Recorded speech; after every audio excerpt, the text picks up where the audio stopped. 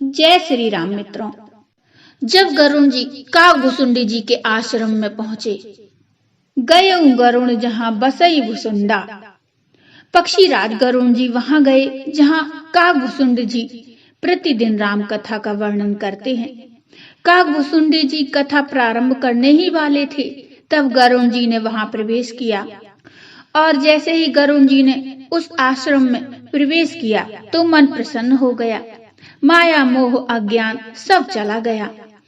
कागभुसुंडी जी के आश्रम में राम कथा श्रवण करने के लिए सारे बूढ़े पक्षी आए हुए थे। वृद्ध वृद्ध विहंग तहां आए, सुने राम के चरित सुहाए।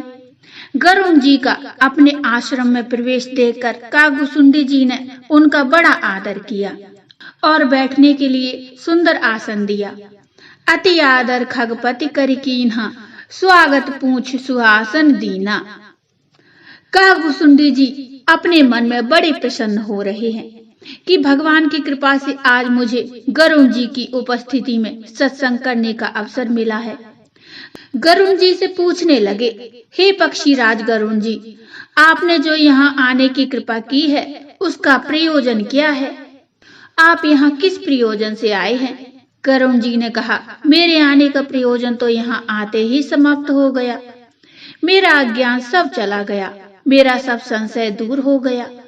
अब तो आपसे केवल यही विनती है कि मुझे प्रेम सहित राम कथा सुनाइए। मैं श्री राम कथा श्रवण करना चाहता हूँ। तुम्हारी बड़ाई स्वयं भगवान शिव करते हैं। भगवान शिव तुम्हारे द्वारा सुनाई गई राम कथा को यहाँ आकर श्रवण करते हैं। वही राम कथा आप मुझे सुनाने की कृपा करें। कागभुसुंडी जी ने गरुण जी के निवेदन पर श्री राम कथा का वर्णन किया। नारद मोह से लेकर लंका विजय और अयोध्या में राम राज्य की स्थापना तक का वर्णन किया। गरुण जी ने कागभुसुंडी जी का बहुत बहुत आभार माना, धन्यवाद किया। राम कथा श्रवण करने के पश्चात गरुण जी ने कहा, हे कागभुसुंडी जी, जिस पर राम जी की कृपा होती है उसे ही सत्संग का लाभ मिल पाता है। छाया की अनुभूति का सुख वही जानता है जो धूप से तपा हुआ हो। आज मैंने वह सुख पाया है। यदि मुझे मोह न होता तो आज मैं आपसे कैसे मिल पाता, मेरे संशय का निवारण कैसे हो पाता।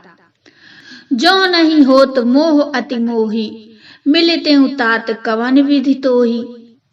शुद्ध संत उसी को मिलते हैं जिन पर राम जी कृपा करते हैं। संत विशुद्ध मिलहि परितोही, चित वही राम कृपा करि जेहि। कागभुसुंडी जी ने कहा, हे पक्षीराज गरुण जी, न तुम्हें किसी तरह का संशय है न मोह है। यह सब भगवान की माया ही थी।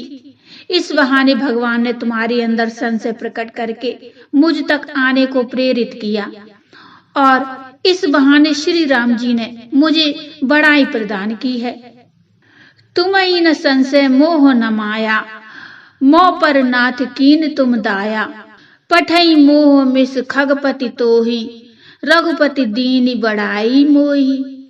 कागभुसुंडी जी गरुण जी को वर्णन करके सुनाते हैं कि तुम्हें जो मोह संशय हुआ वह कोई आश्चर्य का विषय नहीं है। मोह ने किसे अंधा नहीं किया, काम ने किसे नहीं सताया, क्रोध ने किसका हृदय नहीं जलाया है। संसार में ऐसा कौन है जिसकी लोभ ने मिट्टी पलीद न की हो। प्रतिष्ठा प्रकार किसे अभिमान न हुआ है। ऐसा कौन है जिसे मृग नयनी युवती के नेत्रवाण न लगे हो। सतरजतम यह तीनों गुण किसे नहीं व्यापते हैं। अहंकार ने किसे अछूता छोड़ा है। ममता ने किसके यश का नाश नहीं किया है। ममता रूपी सांप ने किसे नहीं खाया है। जगत में ऐसा कौन है जिसे माया ना व्याप्ति हो। भगवान की यह माया बड़ी बलवान है। यह सब गुण दोष माया के परिवार की भांति हैं। इससे शिव जी ब्रह्मा जी भी डरते हैं, तो दूसरे जीवों की तो गिनती ही क्या है। यह माया भगवान की दासी है, किंतु राम जी की इच्छा के बिना यह किसी को छूती भी नहीं है। श्री राम जी वही सच्चिदानंद घन परमात्मा है, अजन्मा है, अविनाशी है। सर्वव्यापक अखंड अनंत संपूर्ण अमोघ शक्ति, जिसकी शक्ति कभी व्यर्थ नहीं होती। हे पक्षी राज गरुण जी, भगवान के भजन के बिना क्लेशों का निवारण नहीं होता है। बिनु हरि भजन न जाई कलेशा। हे पक्षी राज गरुण जी, राम जी की महिमा को केवल वही जान पाता है जिस पर राम जी कृपा करते हैं। कोई कितना ही ज्ञानी क्यों न हो, बिना राम जी की कृपा से वह इस मर्म को नहीं जान पाता है। राम कृपा बिनु सुनु खगराई, जान न जाई राम प्रभुताई। ऐसी बात नहीं है कि यह संशय केवल तुम्हें हुआ है, यह संशय तो बड़ों बड़ों को हुआ है। जगत जननी मां सती माता को यह संशय हुआ है। मुझे भी एक बार यह संशय हुआ है, और यह संशय मुझे अयोध्यापुरी में रहते हुए हुआ है। तब काघभूषुंड जी कहते हैं, यह कथा मैं तुम्हें विस्तार से बताऊंगा। तो बोलो जय श्री राम।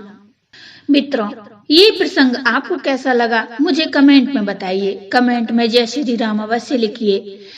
कथा अच्छी लगी हो तो लाइक करिए और चैनल को सब्सक्राइब कर लीजिए।